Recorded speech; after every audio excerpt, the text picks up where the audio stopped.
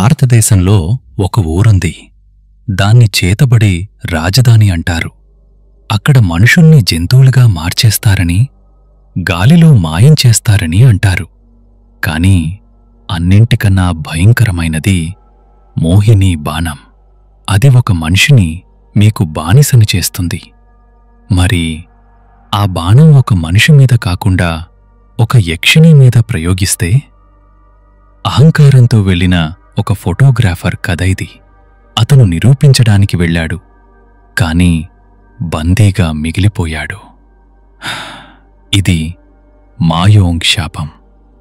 అస్సాంలోని దట్టమైన అడవుల మధ్య బ్రహ్మపుత్ర నది ఒడ్డున ఉంది మాయోంగ్ అనే గ్రామం. దాన్ని భారతదేశపు చేతబడి రాజధాని అంటారు. ఆ ఊరి గాలిలో కూడా ఏదో తెలియని మంత్రశక్తి ఉంటుంది. అక్కడి బెజ్ అంటే మాంత్రికులు మనుషుల్ని జంతువులుగా మార్చగలరని, గాలిలో మాయం చేయగలరని కథలు కథలుగా చెప్పుకుంటారు. ఇవన్నీ మూఢనమ్మకాలని కొట్టిపారేయడానికి ఒక డాక్యుమెంటరీ తీయడానికి గౌతమ్ అనే రేషనలిస్ట్ ఫోటోగ్రాఫర్ కలకత్తా నుండి మాయోంగ్ వచ్చాడు. గౌతమ్ ఆ ఊర్లో తిరుగుతూ కొంతమంది ఓజా వాళ్లను కలిశాడు. వాళ్లు ఆకులు పసర్లతో జ్వరాలను తగ్గించడం చూశాడు. ఇదంతా ఆయుర్వేదం, ఇందులో మ్యాజిక్ ఏముంది అని పెదవి విరిచాడు. ఆఖరి రోజు అతను ముసలివాడైన ఒక బెజ్జిని కలిశాడు. అతని కళ్ళు ఎర్రగా చొచ్చుకుపోయేలా ఉన్నాయి. గౌతమ్ తన కెమెరా ఆన్ చేస్తూ, బాబా, మీ దగ్గర నిజంగా శక్తులు ఉంటే నాకు చూపించండి, నేను ప్రపంచానికి చూపిస్తాను అన్నాడు అహంకారంగా. ఆ బెజ్ నవ్వి, బాబూ, నువ్వు చూడాలనుకునేది మంచి మంత్రం కాదు, చెడు మంత్రం, అంటే కుమంత్ర. అది ప్రమాదకరం అన్నాడు. నన్ను నమ్మించండి చాలు అన్నాడు గౌతమ్. ఆ ముసలి బెజ్ తన సంచిలోంచి ఒక ఎర్రటి మందార పువ్వు తీశాడు. కళ్ళు మూసుకుని ఏవో మంత్రాలు చదివాడు. ఆ తర్వాత ఆ పువ్వును గౌతమ్కి ఇచ్చి, దీన్ని తీసుకుని అడవిలోకి వెళ్ళు. నీకు కనబడిన మొదటి ప్రాణికి దీన్ని ఇవ్వు. దాని వాసన చూపించు. ఆ తర్వాత ఏం జరుగుతుందో నువ్వే చూడు అన్నాడు.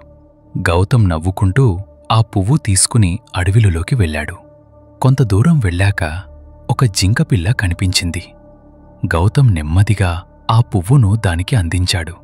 అది వాసన చూసి ఒక్కసారిగా గౌతమ్ కాళ్ళ దగ్గర పడింది. గౌతమ్ ఎక్కడికి వెళ్తే అక్కడికి ఒక కుక్కపిల్లలా రావడం మొదలుపెట్టింది. వదలమన్నా వదలట్లేదు. గౌతమ్కి ఆశ్చర్యంతో పాటు కొద్దిగా భయం కూడా వేసింది. సాయంత్రం అతను ఆ బెజ్ దగ్గరికి తిరిగి వచ్చాడు. ఇదేనా మీ మ్యాజిక్? దీన్ని మోహిని బాణం అంటారు కదా, జంతువుల్ని మచ్చిక చేసుకోవడం అన్నాడు.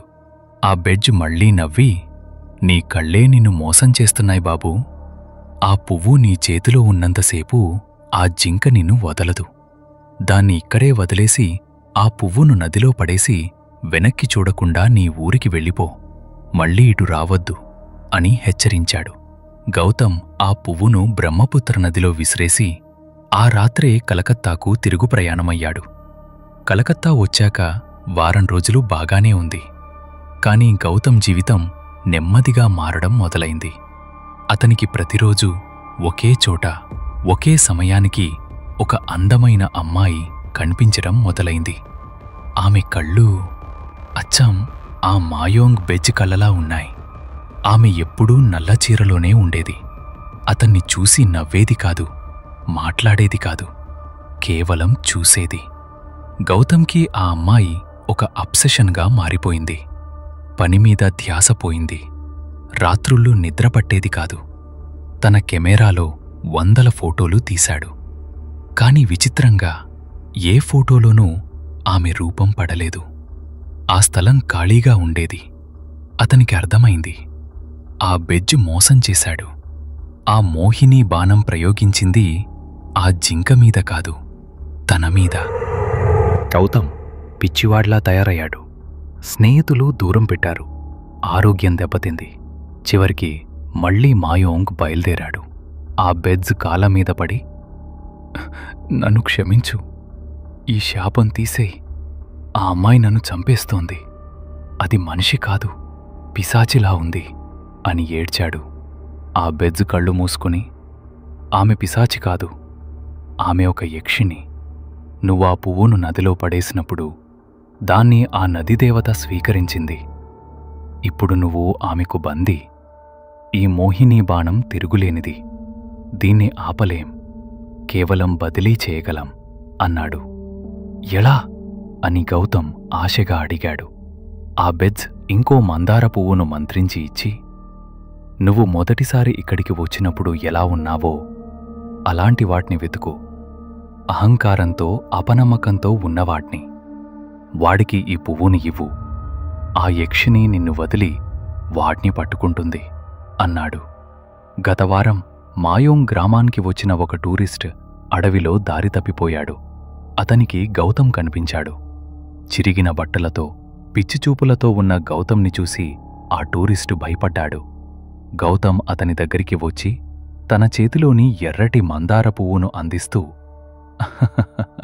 వెర్రిగా నవ్వి, దీని వాసన చూడు, చాలా బాగుంటుంది అన్నాడు. కథ అయిపోయిందని అనుకోకండి. శాపాలు అంత సులభంగా పోవు. అవి ఒకరి నుండి ఒకరికి బదిలీ అవుతాయి. గౌతమ్ శాపం ఆ టూరిస్ట్కి బదిలీ అయింది. బహుశా ఆ యక్షిణి శాపం ఇప్పుడు ఆ టూరిస్ట్ రూపంలో మీ నగరంలోనే తిరుగుతోందేమో. మీకు ఎవరైనా అపరిచితులు అందమైన పువ్వు ఇస్తే వాసన చూసే ముందు ఒక్క క్షణం ఆలోచించండి. అది ప్రేమా లేక మాయోంగ్ శాపమా? ఈ కథ మీ వెన్నులో వణుకు పుట్టిస్తే దయచేసి లైక్ చేయండి. ఇలాంటి మరిన్ని ఒళ్ళు గగురు పొడిచే భయానక కథల కోసం మా ఛానల్కు ఇప్పుడే సబ్స్క్రైబ్ చేసుకోండి. మీ మద్దతు మాకు ముఖ్యం. ధన్యవాదాలు.